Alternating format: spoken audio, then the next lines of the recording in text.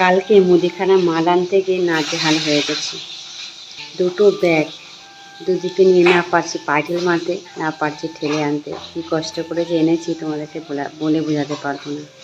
জিনিসের পরিমাণটাও বেশি ছিল, মালটা বেশি ছিল, তাই জন্য আনতেও অসুবিধা হচ্ছিল। যখন এত মাল নিয়ে আসতাম তখন কিন্তু দাদা ভাই আর আমি দুজনে যেতাম। এখন আমি একাই সাইকেলে করে নিয়ে আসি, দাদা ভাইয়ের টাইম হয় না, তাই আমাকেই যেতে হয়। আগে তো দাদা ভাই মাল নিয়ে আসতে যেত, দাদা ভাই আমি দুজনেই যেতাম। এখন দাদা ভাই আর যায় না, আমিই যাই।